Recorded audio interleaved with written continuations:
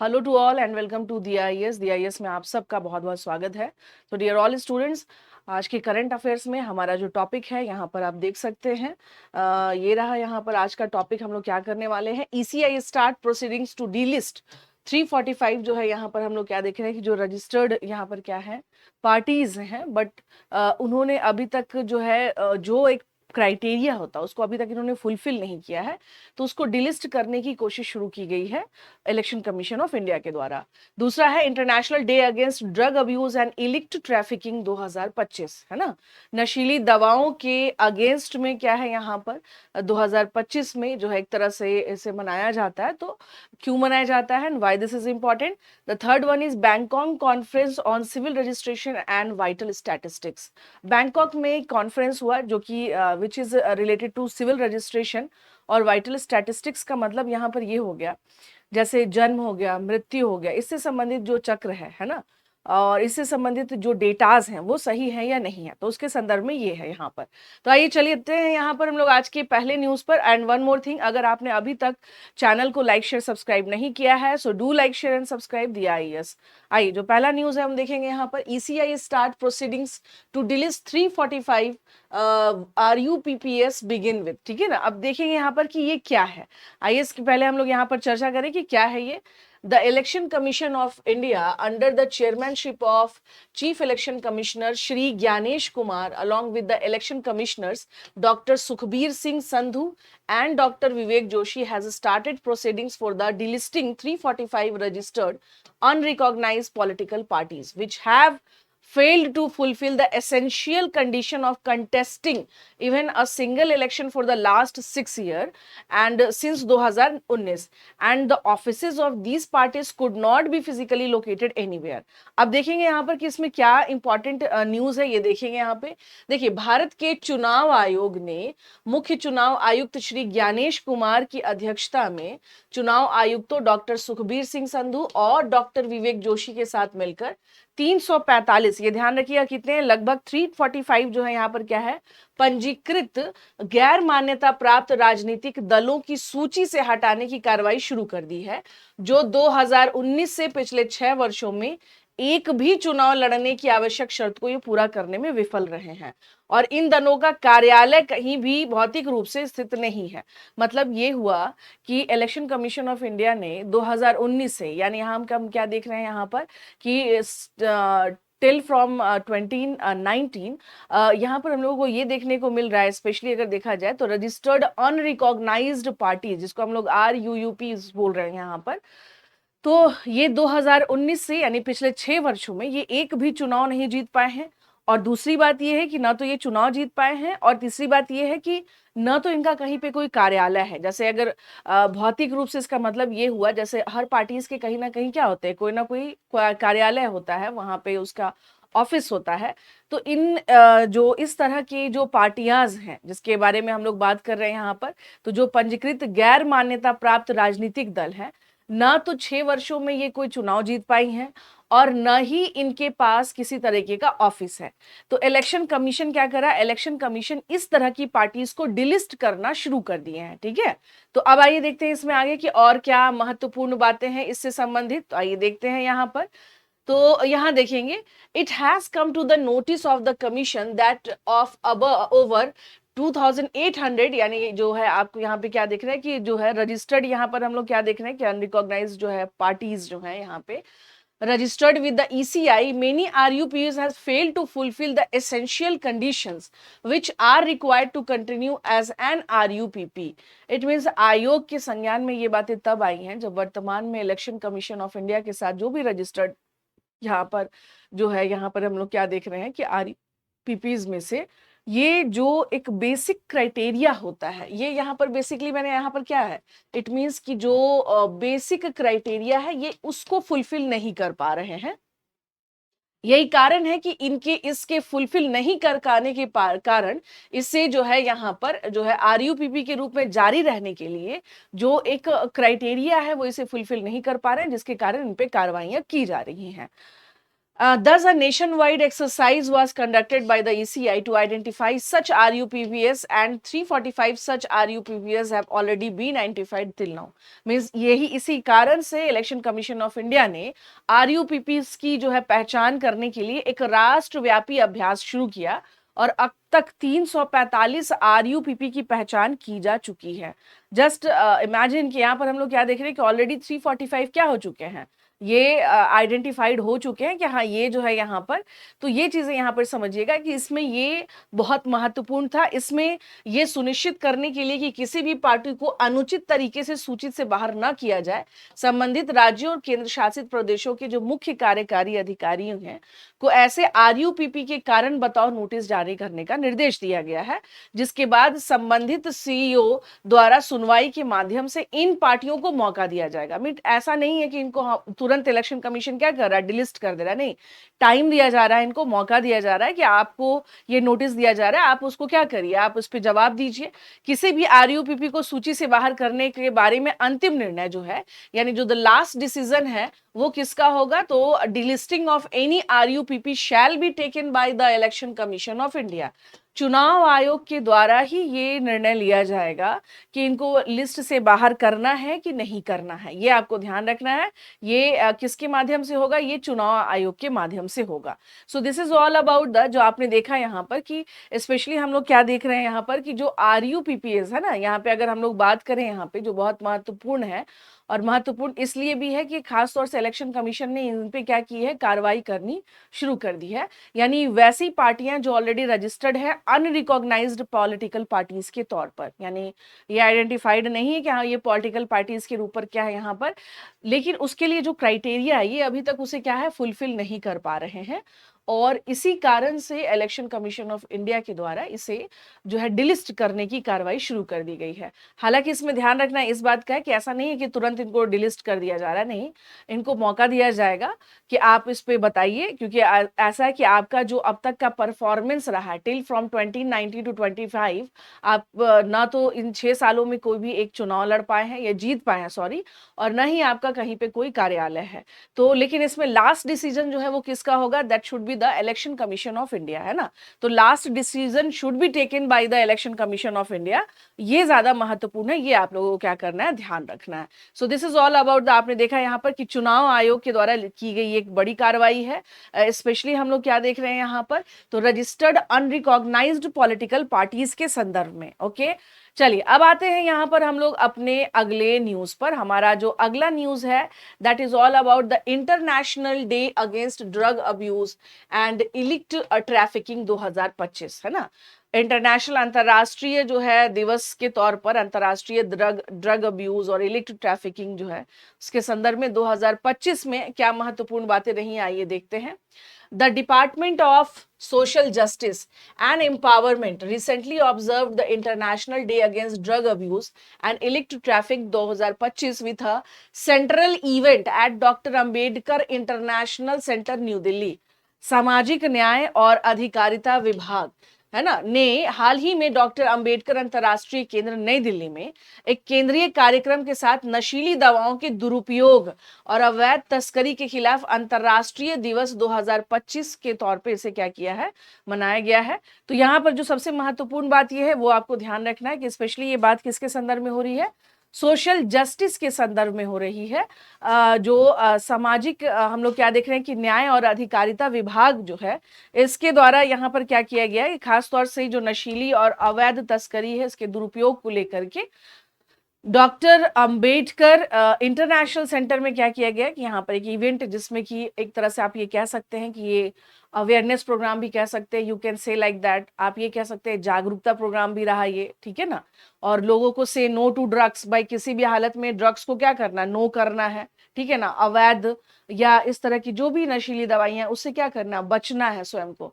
तो आइए इसके बारे में देखते हैं कि क्या है international day against drug abuse and illicit trafficking, यानी अवैध तस्करी के संदर्भ में हम लोग देखेंगे कि ये क्या है ये। So basically the international day against drug abuse and illicit trafficking और world drug day is marked on 26 of June every year to strengthen action and cooperation in achieving the goal of world free of drug abuse, है ना। नशीली दवाओं का जो दुरुपयोग है, in fact आप देखेंगे पूरे वर्ल्ड में एक बहुत बड़ा तबका खासतौर से यूथ्स का जो है ना इस चपेटे में है। खासतौर से किसमें, जिसमें हम लोग देखते हैं क्या यहाँ पर जो ड्रग अब्यूज का क्या है, शिकार है ना। तो नशीली दवाओं का जो दुरुपयोग कह सकते हैं, इसके अवैध तस्करी के खिलाफ अंतर्राष्ट्रीय दिवस या विश्व नशीली दवा दिवस हर साल 26 जून को मनाया जाता है। कब मनाया जाता है? 26 जून को। नशीली दवाओं के दुरुपयोग से मुक्त दुनिया के लक्ष्य को प्राप्त करने में कार्रवाई और सहयोग को मजबूत करने के लिए ये मनाया जाता है। मीन्स ये है कि एक तरह से इसको क्या करना है, 26 जून को जैसे आप देखेंगे कि दुनिया में कौन कौन से इंपॉर्टेंट प्रैक्टिसेस हो रहे हैं, specially to prevent from drug abuse also and illicit trafficking. तो इसीलिए 26 जून एक तरह से आप देख सकते हैं क्या है, ये एक अवेयरनेस कैंपेन कह सकते हैं आप इसको, इसके संदर्भ में। और इसमें जो भी बच्चे, जो भी युवा इससे क्या है, इसके चपेट में है, उसको इनसे बाहर निकालना, ये भी एक बहुत बड़ा क्या है, एजेंडा है। So about international day against drug abuse and electric trafficking के बारे में आपने यहाँ पर देखा। अब आते हैं इसके की फीचर्स के बारे में कि what is the key features of that. So basically it was established by the United Nation General Assembly in December 1987। 1987 में ये जो है संयुक्त राष्ट्र महासभा के द्वारा दिसंबर 1987 में नशीली दवाओं के दुरुपयोग और अवैध तस्करी पर अंतर्राष्ट्रीय सम्मेलन की सिफारिश के बाद ये लागू की गई थी। So basically 1987 following the recommendation of the international conference on drug abuse and electric trafficking. तो इसके बारे में यहाँ ध्यान रखिएगा। सो बेसिकली संयुक्त राष्ट्र महासभा के द्वारा कब हम देख रहे हैं कि इसको अडॉप्ट किया गया है, 1987 में। स्पेशली नशीली, क्योंकि देखिए ये जो मुद्दा है ना नशीली दवाओं का दुरुपयोग, ये कोई एक दिन की कहानी नहीं है, ये बहुत पहले से आप क्या देख रहे हैं कि ये बहुत पहले से ही हम क्या देख रहे हैं कि बहुत सारे युवा, बहुत सारे यूथ्स इसकी चपेटे में हैं। तो उसको कहीं ना कहीं से क्या करना, उसको रोकना, उसके बारे में अवेयरनेस कैंपेन फैलाना। तो ये उसी टाइम से 1987 से ही हम लोग क्या देख रहे हैं कि ये क्या है यहाँ पर ये जो है स्टार्ट किया गया था संयुक्त राष्ट्र महासभा के द्वारा।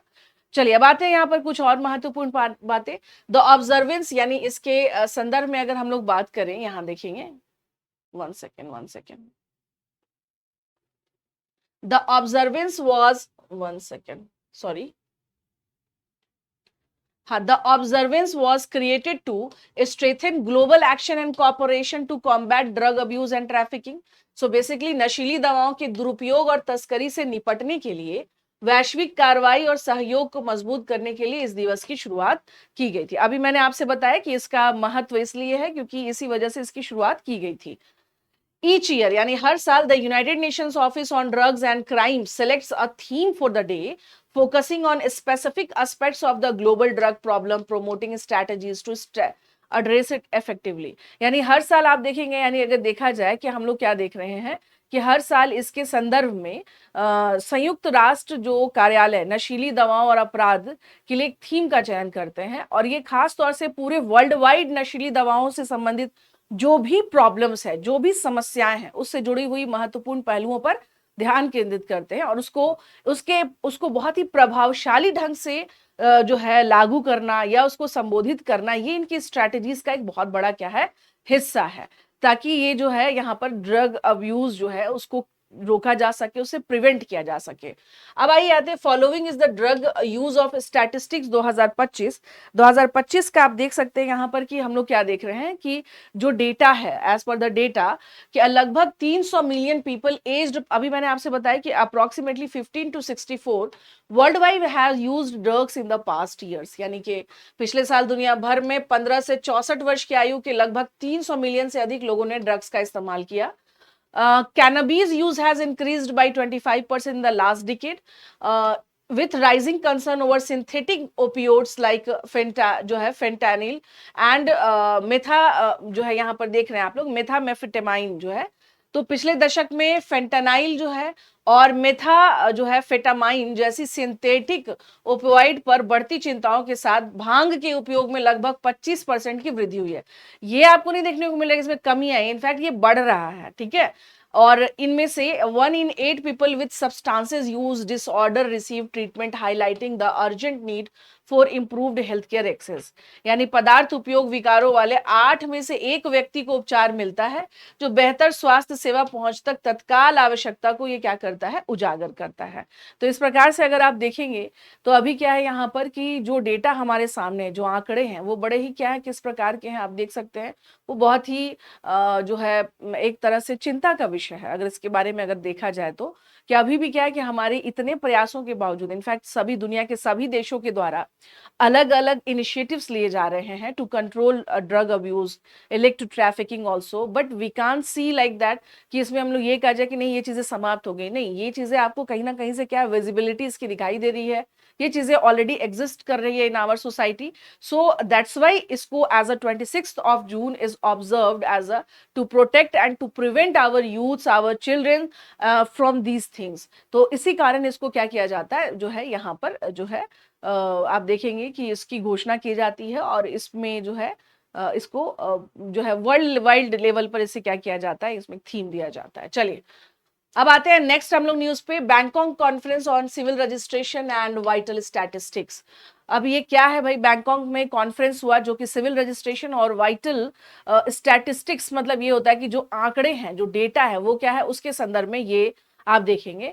तो बेसिकली हम लोग क्या देख रहे हैं यहाँ पर, यहाँ देखेंगे, भारत सहित एशिया प्रशांत क्षेत्र की सरकारों ने बैंकॉक में नागरिक पंजीकरण और जीवन सांख्यिकी पर तीसरे मंत्री स्तरीय सम्मेलन 2030 में का तक सार्वभौमिक, हम क्या देख रहे हैं यहाँ पर, जन्म और मृत्यु पंजीकरण को प्राप्त करने के लिए एक प्रस्ताव क्या किया है, पारित किया है।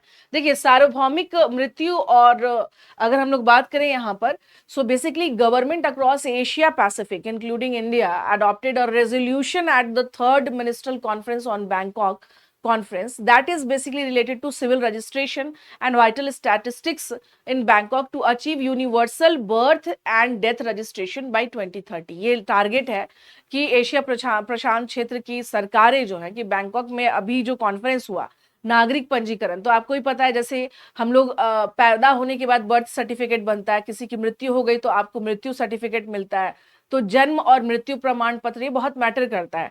तो यहां देखने गया कि भारत सहित एशिया प्रशांत क्षेत्र की सरकारों ने बैंकॉक में नागरिक पंजीकरण, यानी आपको भी मैंने बताया यहाँ पे, और जीवन सांख्यिकी पर तीसरा जो क्या है, ये मंत्री स्तरीय सम्मेलन था जिसमें कि ये कहा गया कि 2030 तक हम लोगों को सार्वभौमिक जन्म और मृत्यु पंजीकरण प्राप्त करने के लिए एक प्रस्ताव पारित किया गया कि कोशिश करना है कि हमें 2030 तक। तो अब देखेंगे यहाँ पे कि इसके बारे में अगर हम लोग बात करें यहाँ पे, सो बेसिकली ये क्या है यहाँ पर हाँ जी, जो अभी हमने यहाँ पे बात किया कि सिविल राइट्स जो है, रजिस्ट्रेशन है, जो कि वाइटल स्टैटिस्टिक्स क्या है ये यहाँ पर, CRVS is the continuous, permanent, universal and compulsory recording of key life events such as birth, deaths, marriages, divorces under legal frameworks। ये आपको ध्यान रखना है। अगर हम लोग जो यहाँ पर अगर बात करें कि सिविल जो है रजिस्ट्रेशंस, वाइटल स्टैटिस्टिक्स के बारे में बात करें, तो ये बेसिकली कानूनी ढांचे के तहत जन्म, मृत्यु और विवाह और तलाक जैसे प्रमुख जीवन की घटनाओं की निरंतर, स्थायी और सार्वभौमिक अनिवार्य रिकॉर्डिंग है। ये आपको ध्यान रखना है। लीड ऑर्गेनाइजेशन हम लोग क्या देख रहे हैं, UNESCAP यानी economic and social commission for Asia and the Pacific. UNESCAP Asia और प्रशांत के लिए आर्थिक और सामाजिक आयोग जो है, ये इसका लीड ऑर्गेनाइजेशन है, जिसके थ्रू हम क्या देख रहे हैं कि ये जो है यहाँ पर ये पूरा का पूरा प्रोग्राम बनाया गया है। अब सवाल ये उठता है कि ये जो आप देख रहे हैं यहाँ पर कि सिविल जो है यहाँ पर रजिस्ट्रेशन ऑफ वाइटल स्टैटिस्टिक्स में हमारा गोल क्या है, व्हाट इज द गोल, लक्ष्य क्या है। तो हमारा गोल है achieve legal identity for all SDG target 16.9 and improve delivery of services and data governance. यानी समय रहते हमें क्या करना है कि यहाँ पर जो भी डेटा है, इंपॉर्टेंट डेटाज है, वो हम क्या कर सके यहाँ पर, तो सभी के लिए एक तरह से क्या है, कानूनी पहचान हासिल करना, जो कि SDG का हमारा क्या, this is basically target of SDG that is 16.9, और जो भी यहाँ पर सेवा है उसके डेटा शासन की डिलीवरी जो है वो टाइम पर होनी चाहिए, ऑन टाइम वो चीजें क्या होनी चाहिए, पहुंचनी चाहिए। अब आते हैं what is about the key features of civil registration system. तो आइए देखते हैं। Legal identity establishment registers birth and deaths to provide ID documents including birth death certificates, life cycle services। इसमें हम देख सकते हैं enables access to health care, education, pensions, inheritance। तो एक तरह से इसके देखिए लाभ ही है। अगर आपके पास कानूनी प्रमाण पत्र है तो इसके फायदे क्या हैं? तो आपके पास क्या है कि ये दस्तावेज अगर आपके पास है तो एक तरह से क्या है इसमें कि ये जरूरी है, यानी इसके सिविल रजिस्ट्रेशन सिस्टम में एक लीगल आइडेंटिटी एस्टैब्लिशमेंट इससे क्या होगा, एस्टैब्लिश होगा, जिसमें कि आपके बर्थ से लेकर के डेथ से लेकर के जो भी इंपॉर्टेंट है उसमें आपके डॉक्यूमेंट्स वो सारी चीजें क्या होंगी, वहां पे लीगली सारी चीजें आपके पास रहेंगी। और उसके अलावा यहाँ पर हम लोग क्या देख रहे हैं कि इससे जो भी इंपॉर्टेंट सर्विसेज हैं जैसे कि स्वास्थ्य सेवा है ना, शिक्षा, पेंशन, ये सारी चीजें तक क्या होंगी, आपकी पहुंच जो है वो क्या होंगी, मजबूत बनेगी। तो आपके पास क्या होगा, आपके पास एक महत्वपूर्ण दस्तावेज होगा, डॉक्यूमेंटेशन होगा। वाइटल स्टैटिस्टिक्स जनरेशन सपोर्ट्स यहाँ देखेंगे तो यहाँ समझिएगा कि वाइटल स्टैटिस्टिक्स सपोर्ट जो है policy making and disease surveillance, for example कोविड-19 मोर्टेलिटी ट्रैकिंग। अगर हमारे पास इस तरीके के अगर डेटाज रहेंगे तो उन डेटाज के लाभ क्या है, उस डेटाज के लाभ आप देख सकते हैं। तो बेसिकली ये सपोर्ट करेगा पॉलिसी मेकिंग में, है ना, डिजीज कंट्रोल करने में, सर्विलांस में। तो ये आप देख सकते हैं यहाँ पे। Covers marginalised populations including orphan, single parent children, surrogate birth. तो यानी समावेशी दृष्टिकोण को ये बढ़ावा देगा। अनाथ, एकल माता पिता के बच्चे, सरोगेट जन्म से सहित हाशिए पर रहने वाली आबादी को ये शामिल करेगा। खासतौर से हम क्या देख रहे हैं कि जैसे हमारे पास डेटास थे तो कोविड-19 के दौरान बहुत ज्यादा क्या हुआ, हेल्प मिला। उसी तरह से यहाँ पर ये बात की जा रही है। अब आते हैं यहाँ पर कि मैंने आपसे पहले बताया कि what a systemic and inclusive CRVS is needed. अगर हम लोग बात किया जाए यहाँ पे कि सिविल रजिस्ट्रेशन जो है वाइटल स्टैटिस्टिक्स में क्या और आवश्यकताएं हैं, तो जैसे इलीगल आइडेंटिटी फॉर ऑल, यानी globally over 14 million children in Asia Pacific alone remain unregistered by age 1, denying them access to education, health services and social protection। देखिए जो भी बच्चे अभी तक आप देखेंगे यहाँ पर कि वैश्विक स्तर पर एशिया प्रशांत क्षेत्र में लगभग 14 मिलियन से भी ज्यादा बच्चे जो है ना वो अभी तक उनका कोई डेटा, अधिकृत डेटा नहीं है। और इसी कारण से वो ना तो स्वास्थ्य सेवाओं तक उनकी पहुंच है, ना ही तो सामाजिक सुरक्षा तक उनकी पहुंच है। तो इससे ये क्या है, वंचित है। Tackling generation inclusion in countries like Myanmar, Pakistan, Nepal, vulnerable groups such as migrants, ethnic minorities and undocumented population are often excluded, perpetuating cycles of जो है statelessness। यानी खास तौर से आप देखेंगे कि जैसे म्यांमार हो गया, पाकिस्तान हो गया, नेपाल जैसे जो देश हैं, यहाँ पर खास तौर से जो प्रवासी हैं, जातीय अल्पसंख्यक हैं, उनके साथ हम क्या देख रहे हैं कि उनको मोस्ट ऑफ टाइम क्या किया जाता है, बहिष्कृत कर दिया जाता है। और इससे एक तरह से उनके पास क्या, राज्य विहीनता यानी स्टेटलेसनेस वाली स्थिति जो है हमेशा बनी रहती है। तो उनकी क्या कंडीशन है एग्जैक्ट, वो जो है हमारे पास एग्जैक्ट डेटा नहीं होने के कारण कई बार समस्या, कई बार क्या, मोस्ट ऑफ टाइम आप देखेंगे। अब आते हैं यहाँ पे कि भाई अगर हम जो है आपको सीआरवीएस अगर कवरेज करते हैं तो इसको लेकर के what type of challenges we have. तो इसका मतलब है कि हमारे सामने भी कुछ ना कुछ चैलेंजेस हैं। ऐसा तो है नहीं कि सारे डेटाज इकट्ठे हो जाएंगे, जब चाहेंगे तो वो डेटाज कलेक्ट हो जाए, नहीं। We have some challenges for like geographical isolation, so mountainous regions example Nepal, Bhutan and small island nation face last mile connectivity issues for the registration। यानी कि पहाड़ी क्षेत्रों, खासतौर से नेपाल, भूटान जैसे जो क्षेत्र हैं, जो राज्य हैं, जो स्टेट हैं, वहां पर जो कहते हैं, हम लोग कहते हैं कि लास्ट माइल तक का रजिस्ट्रेशन ये बहुत ही क्या हो सकता है, ये यहाँ पर समस्याओं से भरा हुआ, बहुत ज्यादा चैलेंजिंग है। Death certification gaps, many south east Asian countries lack robust verbal autopsy mechanism especially for deaths outside hospitals, hampering accurate cause of death reporting। यानी अगर देखा जाए कि मृत्यु प्रमाणन जो अंतराल होता है, जैसे बहुत सारे दक्षिण पूर्व एशियाई देशों में खासतौर से जो कहते हैं ना मौखिक शव परीक्षण तंत्र की कमी है, खासकर अस्पतालों के बाहर होने वाली मौतों के लिए जी, क्या एग्जैक्ट कारण था, क्या क्या रीजन था, ये चीजें जो है वो सामने नहीं आ पाती हैं। तो ये क्या है, एक बड़ा ही एक आप ये कह सकते हैं कि एक बड़ा क्या है, एक मुद्दा है ये। तो इसको ये चैलेंजेस है। इंटर एजेंसी फ्रेगमेंटेशन, भाई अंतर सरकारी यानी पूरे क्षेत्र में सीआरवीएस की जिम्मेदारी अक्सर स्वास्थ्य मंत्रालयों के संदर्भ में हम लोग देखते हैं। तो स्थानीय शासन निकाय को भी विभाती होती है, जिससे परिचालन तालमेल कम हो जाता है। यानी आपस में अगर देखा जाए तो what we can see across the region responsibilities जो है वो are often split between health ministries, interior departments, local governance bodies. तो एक तरह से आप कह सकते हैं कि ये जो अलग अलग डिपार्टमेंट्स हैं, उन डिपार्टमेंट का अलग अलग जुरिडिक्शन बटा होना, जिसके कारण आपस में ही इनके क्या हो जाता है, कॉन्फ्लिक्ट बना होता है। डिजिटल विभाजन, जैसे सीआरवीएस को डिजिटल बना रहे हैं, like low digital access in Laos, Papua New Guinea, tribal areas of India risk excluding the most vulnerable. जैसे जैसे देश सीआरवीएस को डिजिटल बना रहे हैं, लाओस, पापुआ न्यू गिनी और भारत के आदिवासी क्षेत्रों में डिजिटल पहुंच कम होने से कमजोर लोगों के बाहर होने की जोखिम है।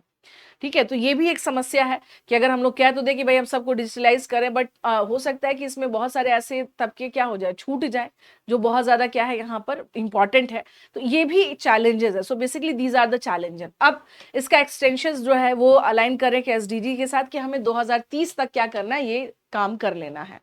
Declaration, so renewed commitment to ensure 100% birth and death registration. ये घोषणा की गई कि हम लोगों को 100% जन्म और मृत्यु से संबंधित जो भी पंजीकरण है वो सुनिश्चित कर लेना है कि वो डेटा रहे हमारे पास।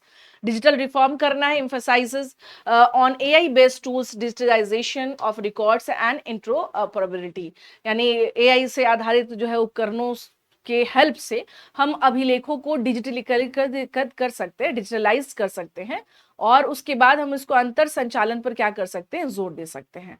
तो these are the benefits of CRVS, आप देख सकते हैं यहाँ पर। तो ये बेनिफिट्स है, और ये था बैंकॉक में जो अभी हुआ है यहाँ पर, किसमें कोशिश ये की जा रही है कि 2030 तक जो है ये एजेंडा रखा गया, जो कि एसडीजी का भी गोल है, ताकि सभी के क्या रहे यहाँ पर रजिस्ट्रेशन जो है, डेटा सबके क्या रहे यहाँ पर अवेलेबल रहे। तो चाहे वो आपको जन्म हो, मृत्यु हो, डिवोर्स हो, इन सबके संदर्भ में। तो एक हम लोग क्या देख रहे हैं कि एक महत्वपूर्ण पहल है। अब लेट्स सी कि ये आगे कितना क्रियान्वयन हो पाता है। तो आज के लिए डियर ऑल स्टूडेंट्स इतना ही। आशा करती हूँ कि आपको आज का सेशन अच्छा लगा होगा। So kindly do like, share and subscribe. दिया आईएएस को आप लोग लाइक, शेयर, सब्सक्राइब करें। धन्यवाद।